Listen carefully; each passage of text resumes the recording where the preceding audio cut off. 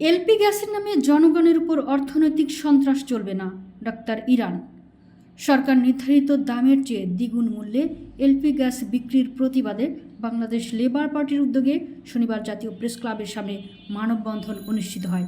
মানববন্ধনে দলের chairman doctor Mustafizur Rahman Iran বলেন, 1306 টাকার 12 কেজি এলপি গ্যাস বাজারে 2200 থেকে 2500 টাকায় বিক্রি করা হচ্ছে, যা জনগণের উপর সরাসরি অর্থনৈতিক সন্ত্রাস। তিনি অভিযোগ করেন, কৃত্রিম সংকট তৈরি করে মানুষকে এলপি গ্যাস কিনতে বাধ্য করা হচ্ছে। কর্মসূচিতে নেতারা অবিলম্বে বাসাবাড়িতে গ্যাস সরবরাহ স্বাভাবিক করা এবং সরকার নির্ধারিত দামে এলপি গ্যাস বিক্রি নিশ্চিত করার দাবি জানান। দাবি আদায়ে ধারাবাহিক আন্দোলনের কর্মসূচিও ঘোষণা করা হয়। বন্ধুরা আমার, আজকে আমাদের যে দাবি, এই দাবি শুধুমাত্র আমরা যারা ব্যানারের সামনে দাঁড়ানো আছি আমাদের দাবি নয়, আপনারা যারা সামনে দাঁড়িয়ে আছেন আপনাদেরও একই দাবি। কারণ হচ্ছে আজকে সকালে আমার বিশ্বাস যে আপনারা এখানে যারা এসেছেন সবাই ঠিকমতো নাস্তা করে আসতে পারেন নাই। আপনারা এই শীতকালে সকালবেলা অনেকেই গরম পানি দিয়ে গোসল করে, সকালে তো রান্নাই করতে পারে নাই, গোসল করবে কিভাবে?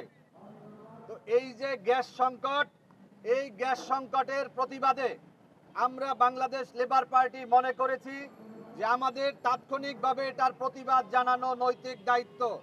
কারণ আমরা বাংলাদেশ লেবার পার্টি আমরা আনারস মার্কায় নির্বাচন করছি। আমরা যখন জনগণের কাছে যাই, জনগণ বলে যে আপনারা আমাদের জন্য কি দাবি করেছেন। আমরা তো আজকে গ্যাসের অভাবে রান্না করতে পারি না। আজকে গ্যাসের যে দাম, সেই দাম আকাশচুম্বী। প্রতি মাসে এই রেগুলেটরি কমিশনের কাজ হচ্ছে এলপি গ্যাসের দাম বাড়ানো, এলপি গ্যাসের দাম বাড়ানো, বিদ্যুতের দাম বাড়ানো, এগুলাই হচ্ছে রেগুলেটরি বোর্ডের কাজ। তারা কখনো দাম কমানো তাদের কোনো দায়িত্ব নয়। যার কারণে আমরা আজকে রাজপথে দাঁড়িয়েছি। বন্ধুরা, আপনারা জানেন যে এই যে এলপি গ্যাস এবং এই যে পরিবহনে গ্যাস ব্যবহার করা হয়, এই দুইও গ্যাসের একই জিনিস। যখন এটা গাড়িতে ব্যবহার করা হয় তখন বলা হয় এলপিজি, তখন তার লিটার হচ্ছে 59 টাকা। আবার যখন এটা রান্না কাজে ব্যবহার করা হয় তখন সরকার নির্ধারিত দাম হচ্ছে 114 টাকা। একই দেশ, একই জনগণ, একই সবকিছু, কিন্তু দাম বেড়ে গেল ডবল। আমরা কিছু জানলাম না, কিছু বুঝলাম না। এই গ্যাস যখন বোতলে ভরে, যখন ডিলারদের মাধ্যমে সাধারণ মানুষের কাছে বিক্রি হচ্ছে, সরকারের দাম বাড়িয়ে করেছে 1306 টাকা, কিন্তু বিক্রি করা হচ্ছে 2200, 2300, 2400, 2500 টাকা করে এই গ্যাসের দাম বৃদ্ধি করা হচ্ছে। আজকে জনগণ যেই গ্যাসের দাম হওয়ার কথা ছিল 720 টাকা, সেই গ্যাস 2500 টাকা করে বিক্রি করছে। অন্যদিকে জ্বালানি মন্ত্রী তার এই উপদেষ্টার পদে বসে আছে। আজকে তো এই জ্বালানি উপদেষ্টার উচিত ছিল এই গ্যাসের দাম নিয়ন্ত্রণে না করার কারণে, ব্যর্থতার কারণে তার পদত্যাগ করার উচিত ছিল।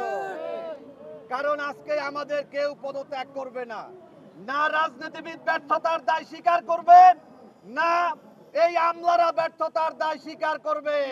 কারণ যদি কারো এক কান কাটা যায়, রাস্তার এক সাইড দিয়ে হাঁটে, আর এক সাইডে কান আটকিয়ে রাখে হাত দিয়ে।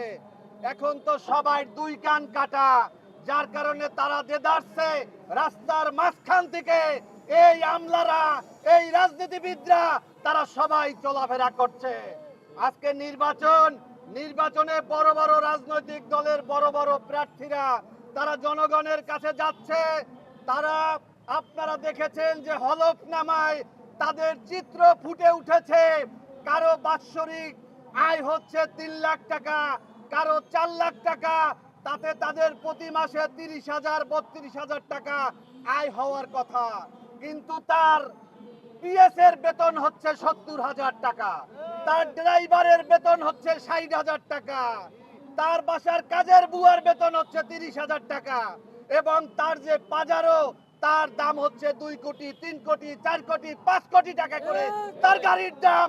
তাহলে এই যে জনগণের সাথে প্রতারণা এবং আগামী কয়েকদিন পরে তারা এই জনগণকে ধোঁকা দিয়ে ভোট নিয়ে তারপরে পার্লামেন্টে গিয়ে তারপরে আগামী নির্বাচনের সময় আবার তারা আপনারা শুনবেন এই মিডিয়ার বন্ধুদের কল্যাণে তাদের ইনকাম বেড়েছে 1000 গুণ, তাদের ইনকাম বেড়েছে 5000 গুণ, তাদের নিজের চেয়ে বউয়ের সম্পদ 2500 গুণ বেশি। আমরা দেখেছি আমাদের নেতাদের বউ কোনো চাকরি করে না, কোনো পেশায় নাই, বাসায় গৃহিণী, কিন্তু তার স্বর্ণ আছে 400 ভরি। তিনি নাকি কয়েকশো কোটি টাকার মালিক।